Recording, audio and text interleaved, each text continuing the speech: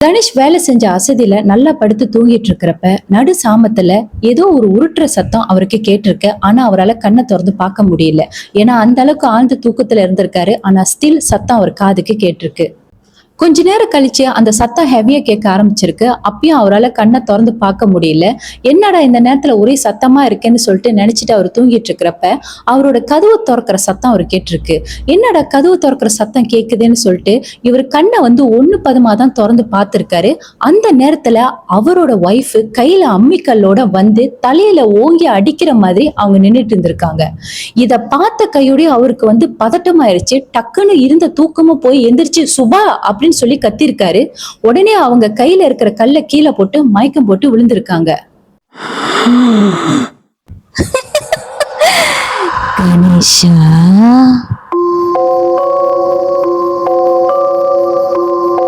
நம்ம வாழ்க்கையில நடக்கிற ஒவ்வொரு பேட் எக்ஸ்பீரியன்ஸ் பின்னாடியும் ஒரு ஆறாத வலி இருக்குன்னு சொல்லுவாங்கல்ல. இந்த கதையில என்னால அதுதான் பார்க்க முடிஞ்சது. இந்த கதையில இந்த நபருக்கு நான் கொடுத்த பேரு கணேஷ். அந்த பொண்ணோட பேரு சுபா. இது அவங்களோட ஒரிஜினல் பேரு கிடையாது. நான் கதைக்காக இந்த பேரை நான் கொடுத்துருக்கேன். ஏன்னா அவங்களோட உண்மையான டீட்டெயில்ஸை கொடுக்க வேண்டாம்னு சொன்னனாலதான் நான் வேற பேரை வச்சு இப்ப உங்ககிட்ட நான் சொல்ல போறேன். ஸோ நான் சொல்ற இடம் கூட மலேசியால கிடையாது. இந்த கதை இந்தியால நடந்த கதை. இந்தியால இருக்கிற ஒரு நபர் டெலிகிராம் மூலியமா அவங்க வாழ்க்கையில நடந்த உண்மை சம்பவ கதையை என்கிட்ட ஷேர் பண்ணாங்க. ஸோ அந்த கதையை தான் இப்ப நான் உங்ககிட்ட சொல்ல போறேன். கணேஷ் பிறக்காத முன்னுக்கு அவங்க அம்மா கல்யாணம் பண்ண அந்த நாள்ல இருந்து 7 வருஷமா வாழ்க்கைய போராட்டமா தான் கழிச்சிருக்காங்க. கிட்டத்தட்ட வறுமை கோட்டுக்கு கீழே தான் அவங்க வாழ்ந்திருக்காங்க. ஆனா கணேஷ் பிறந்ததுக்கு அப்புறம் தான் அவங்க அப்பாவுக்கு வசதி வாய்ப்பு எல்லாமே தேடி வந்திருக்கு. எப்போதுமே அவங்க அப்பா அம்மா சொல்லுவாங்க, நீ எனக்கு சரியான அதிர்ஷ்டம்டா, நீ பிறந்ததுக்கு அப்புறம் தான் உங்க அப்பாவுக்கு ஒரு நல்ல பிசினஸ் கிடைச்சது, அது மூலியமா இந்த வீடு வாங்கணும், காடி வாங்கணும், நிலம் வாங்கணும், இன்னைக்கு நாங்க நல்லா இருக்கிறதுக்கு காரணமே நீ பிறந்த அதிர்ஷ்டம் தாண்டான்னு எப்போதுமே அவங்க அப்பா அம்மா கணேஷ் கிட்ட சொல்லுவாங்க. அதுக்கப்புறம் 4 வருஷம் கழிச்சு தம்பி பிறந்தான். தம்பி பிறந்ததுக்கு அப்புறம் இன்னும் உங்க அப்பாவுக்கு பிசினஸ் டபுளா கிடைக்க ஆரம்பிச்சது. 1க்கு 2 வீடு வாங்க ஆரம்பிச்சாரு. இன்னும் வசதி வாய்ப்பு அவங்களுக்கு பெருகதான் செஞ்சுது. கணேஷுக்கு பெருசா பிசினஸ் மேல எல்லாம் இன்ட்ரெஸ்ட் இல்லைங்க. அதனால அவர் படிச்சு முடிச்சுட்டு ஐடி கம்பெனில ஒர்க் பண்ணிக்கிட்டு இருந்தாரு. ஆனா அவரோட தம்பிக்கு பிசினஸ்ல நிறைய இன்ட்ரெஸ்ட் இருக்கு. அவரு படிச்சு முடிச்சு அவங்க அப்பாவோட பிசினஸ பாத்துக்கிட்டு ஹெல்ப் பண்ணிக்கிட்டு இருந்தாரு. இப்படி அவங்க வாழ்க்கை நல்லாதாங்க போயிட்டு இருந்திருக்கு.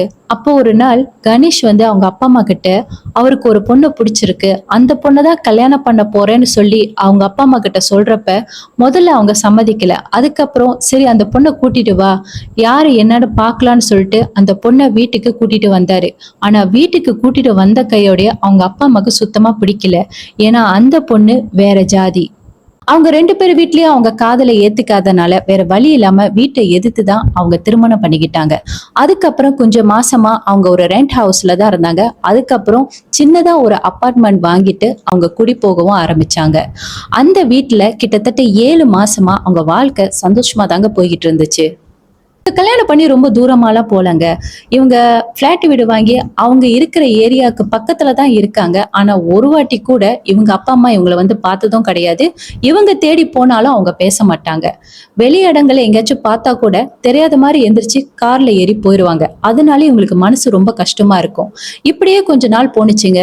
ஒரு நாள் சுபா மாசமா இருந்தாங்க.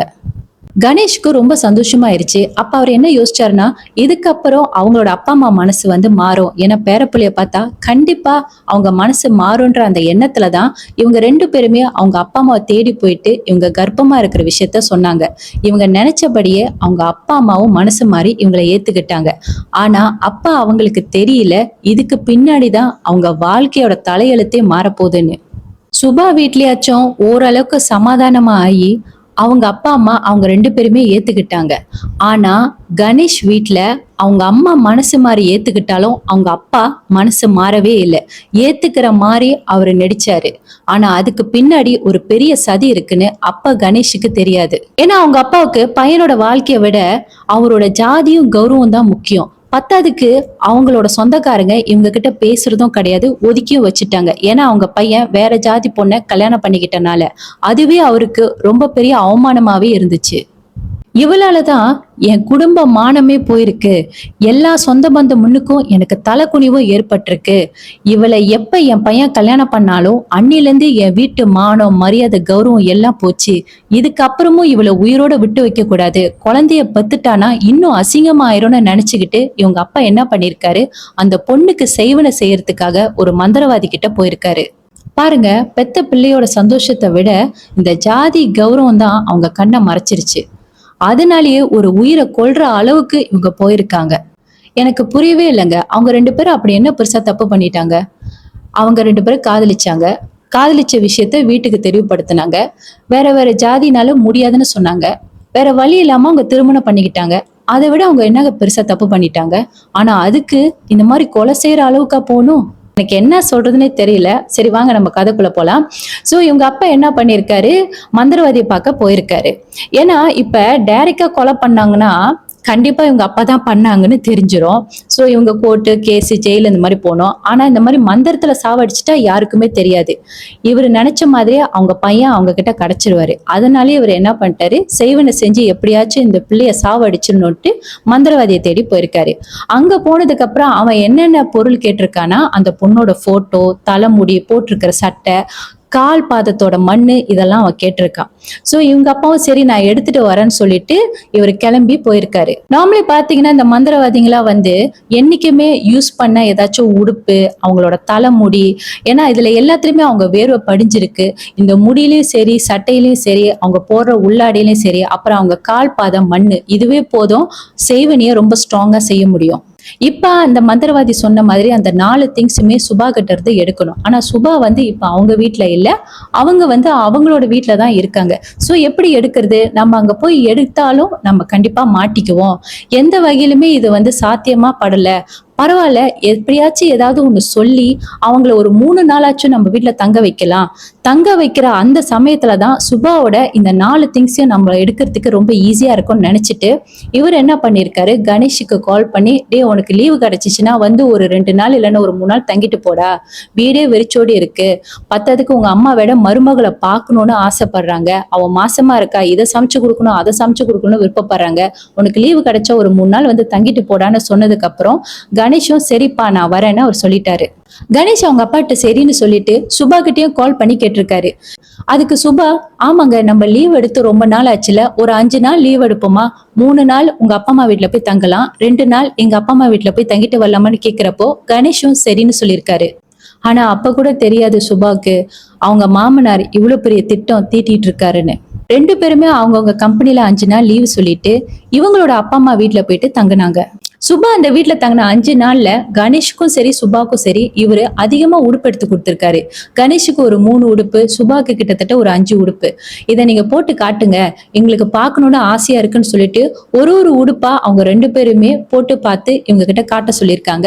சுபாவுக்கும் அவங்க ஏன் இவ்வளவு உடுப்பு வாங்கிட்டு வந்திருக்காங்க, எதனால போட்டு காட்ட சொல்றாங்கன்னா அப்ப அவங்களுக்கு தெரியாது இல்லையா. சோ அவங்க என்ன பண்ணிருக்காங்க, மாமனார் வாங்கி கொடுத்திருக்காருன்னு ஆசையில இவங்களும் ஒரு ஒரு உடுப்பா போட்டு அவங்க மாமனார் கிட்ட காட்டியிருக்காங்க.